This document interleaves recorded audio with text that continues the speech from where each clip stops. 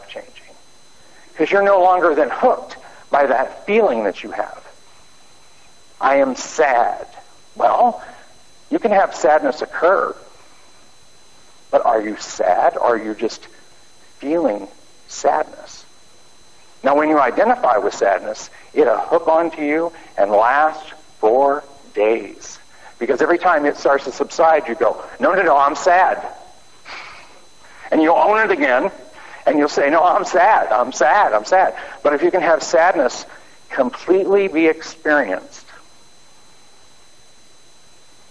let it pass. So what's after the sadness? Again, I would say awareness. Awareness. So we're not our thoughts. We're not our feelings. Now, when I say that, I don't want you to believe it because I say it. I want you to experience it. Because just believing words and believing quote-unquote truth doesn't change your life. It just becomes another thing in your arsenal of things you believe, or whatever.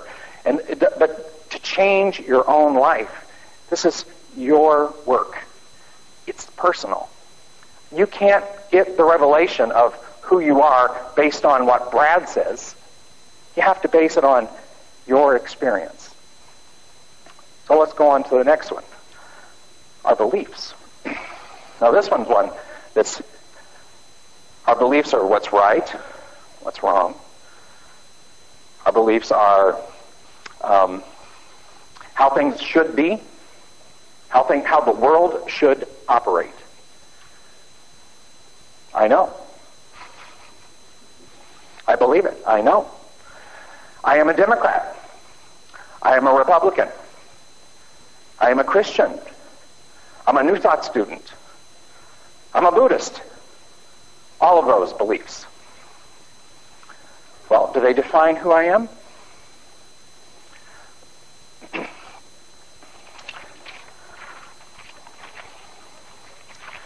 Beliefs are thoughts that we put in concrete and say, okay, that's my thing, that's it. And I think we should question our beliefs, even the ones we hold dear and dear. I mean, save them for last. Question the stressful ones first, but really, question it all.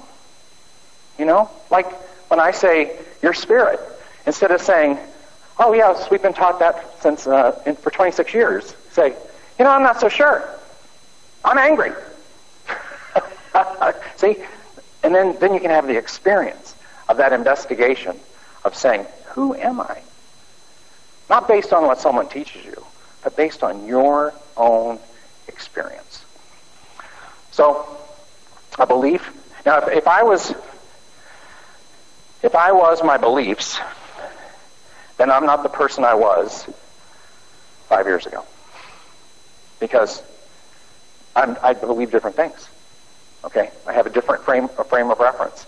But I know that the guy that looked in the mirror 5 years ago and the guy that looks in the mirror today is the same guy looking through there. Now, I do have this experience, and I'm sure you share this with me, but in my mind, I'm 28 years old. And so when I am, moving along and I decide I need to go to the restroom and I look in the mirror, oh, who's that 48-year-old man? It happens a lot. So I have this awareness of myself, set a belief that I'm 28. Is it true? No, it's not true. Just ask my daughter. So our beliefs are simply something we hook onto. They can be helpful. Beliefs can be helpful. They're not all bad. They sort of put things in organization. But it's not who you are. You are not your beliefs. You are the thing that holds the belief. You're the thing prior to the belief, the thing that has the belief. When the belief then says, no longer works for me, who's that? Who's it no longer working for? That's the one we want to know about. Who is that? And lastly, personality. I think I'm a gregarious, outgoing, type A personality. Used to be. Not anymore. But I have a whole definition of who I am, my personality. And we all do. But a personality comes from persona, which is really, persona was a Greek where they came up with the theater. You put on a persona, which is a mask. And then we have the mask of our personality, and then all of a sudden identify with that personality. And we become the mask, we become the actor in the play, and we decide we are the actor in the play. So when you recognize that I'm not the actor in this play called life, I am the awareness of the actor in this play called life, all of a sudden, you can make choices. When I am hooked in as the mask or the personality, I'm run by the show. Completely run by the show. I'm in total reaction mode. Something happens, the car comes crashing through, Clint Eastwood comes and saves me, or, I don't really care about Clint Eastwood, let's see. John Travolta comes, saves me, who knows? And Dolly Parton comes in to end with a beautiful song. How's that? If I'm caught in that, I am just reacting, completely reacting to the play called life. But if I know that this play, I am simply the person looking through the mask, I am not the figure in the dream. I am the awareness of the figure in the dream. Because the figure in the dream comes, goes, subsides. When I was younger, I didn't watch a whole lot of movies when I was a kid. And so when I did go to movies, the big screen was enormous to me. And I would always become a character in the movie.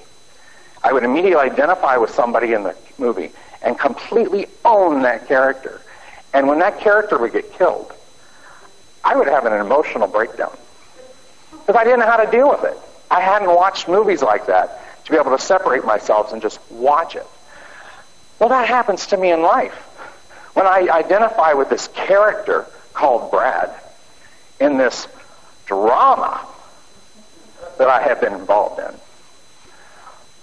it can be pretty dramatic.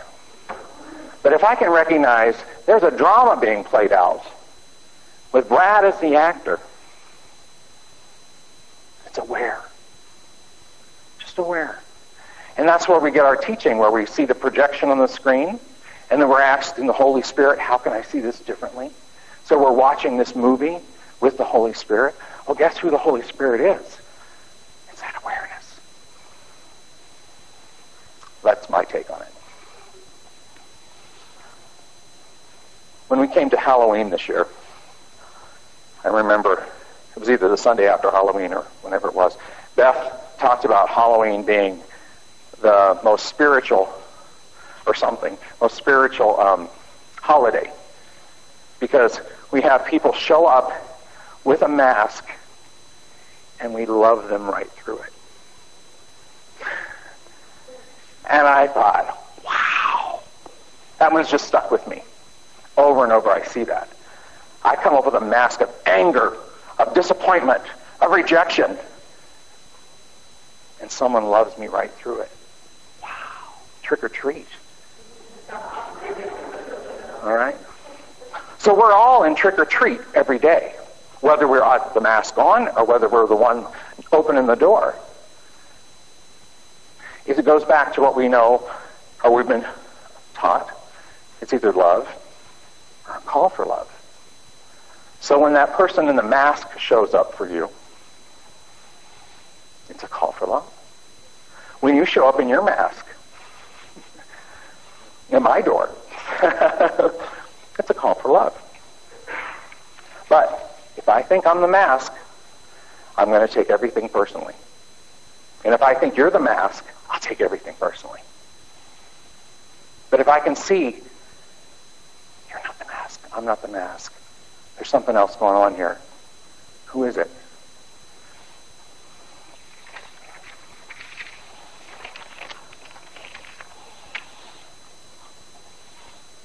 So what am I really? I think if I can go to some scriptures here. Be still and know that I am God.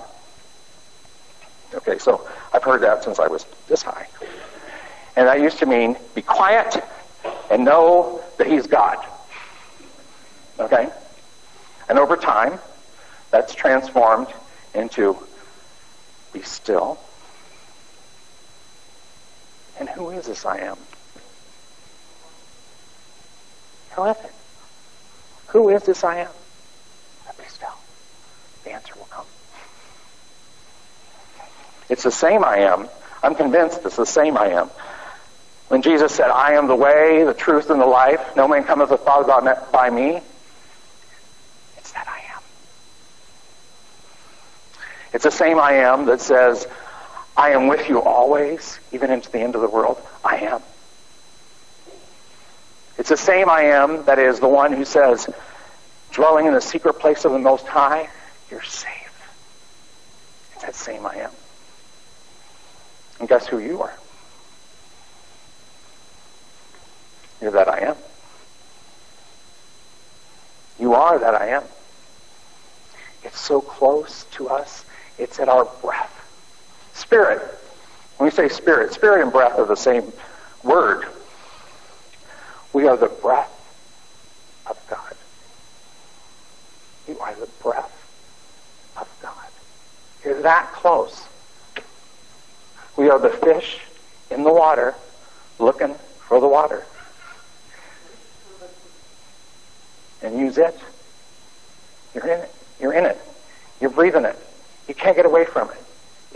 It's all around you. The answer is here, right now. You don't have to look anywhere. So, when a thought arises, that's stressful. When you can recognize that I'm not that thought, I'm having it though, then you can see that I can make another choice. I can look at this differently. And we know, one of the things we know, help me. When we can't see it another way, help me. It's that 2-word prayer. Holy Spirit, whatever you want to call it, help me to see it another way. So, when we come back and say, I am spirit, I hope when you say that, it means something different. It's not just a teaching. It's an experience that I am. That thing, I mean, it's so close to us, we trip over it. We think there's something else. But it's right here. It's that awareness.